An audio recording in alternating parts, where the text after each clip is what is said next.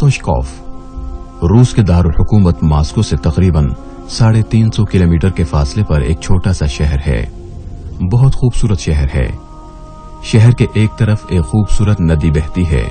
यूं कह लीजिए कि नदी किनारे एक खूबसूरत शहर आबाद है। रमजानुल मुबारक का महीना था। अगरचे अल्लाह ताला ने बीमार और मुसाफिर को रुख्सत दी है कि वो बीमारी और सफर के दौरान आने वाले रोजों को मुअख्खर करके बाद में कज़ा कर सकते हैं, मगर सोचा कि ठंडा इलाका है, इंशाअल्लाह कोई मसला नहीं होगा। लिहाजा रोजे के साथ ही सफर किया और शाम तकरीबन 5 बजे ओस्तोशकोव पहुंच गया। मौसम खासा ठंडा था। अगरचे मकामी लोगों के लिए खास सर्दी न थी, मगर हम जैसों के लिए खासी सर्दी थी। लिहाजा न भूख ने सताया और न प्यास ने।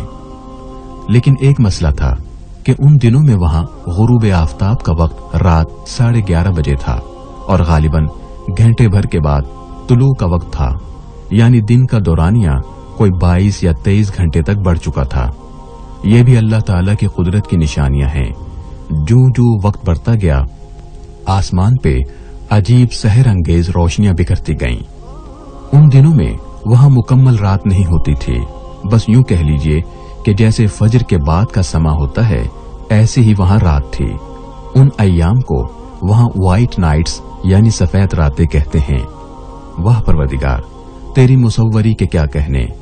कहीं सूरज की हिद्दत ऐसी कि तेरी पनाह लोग पानी को तरसें, और कहीं बादलों की ऐसी दबीज तहें कि लोग सूरज को तरसें। ये सब तेरी कारीगरी और कुदरत की निशानियां हैं।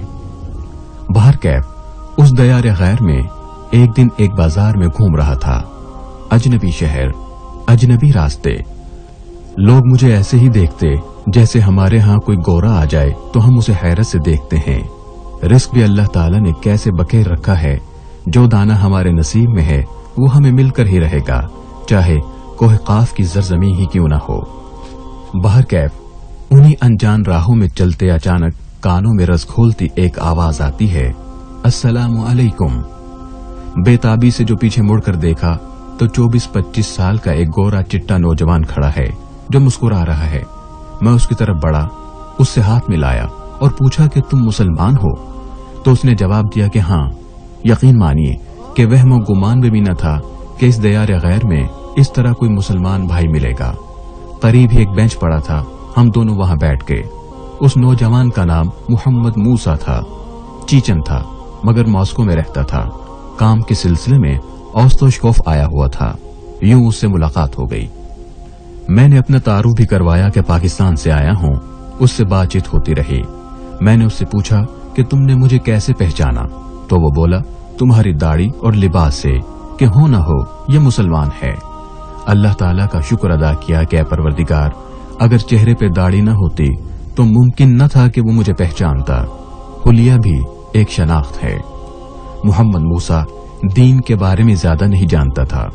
टूटा फूटा कलमा सुनाया, सूरह फातिहा और सूरत इखलास भी सुनाई, मगर टूटी फूटी। इस तरह के लादीन मुआशरे में किसी का मुसलमान होना ही गनीमत है। मगर जो खास बात की जिसने हिला कर रख दिया वो ये थी कि उसने मुझसे पूछा कि तुम्हारे पास कुरान करीम है? मैंने कहा हाँ है। मोहम्मद मूसा बेचैनी से बोला, मैं देखना चाहता हूँ। मैंने जेब से कुरान करीम निकाला तो उसने बेकरारी से गोया मेरे हाथों से कुरान हकीम छीना और कुरान करीम को बोसा दिया। आंखों से लगाया, सीने से लगाया, बार बार चूमा। उसकी आंखों में आंसू थे। मैंने हैरान होकर पूछा, क्या बात है, खैरियत है ना? मोहम्मद मूसा बोला, आज जिंदगी में पहली मर्तबा कुरान करीम को हाथों में लिया है। इससे पहले कंप्यूटर या नेट वगैरह पे देखा है, इसलिए थोड़ा जज्बाती हो गया। सामीन मोहतरम, ये ऐसा वाकया था कि जिसने हिला कर रख दिया। हमारे यहाँ हर घर, हर दुकान, हर मस्जिद में कुरान करीम के नुस्खे बड़ी तादाद में मौजूद हैं, मगर शायद हमें कदर नहीं। हम कई कई महीने गुजर जाते हैं, बल्कि साल गुजर जाते हैं, कुरान हकीम को छूते ही नहीं, पढ़ते ही नहीं।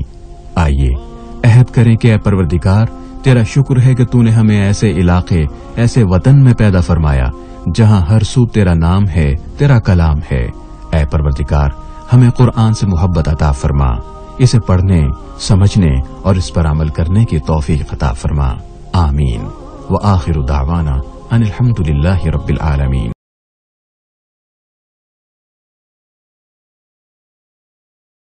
मैसेज टीवी की नशरियात देखने के लिए अपने केबल ऑपरेटर से कहकर मैसेज टीवी को अपनी केबल पर चलवाएं या सैटेलाइट डिश पर ट्यून इन करें। आपका अपना मैसेज टीवी।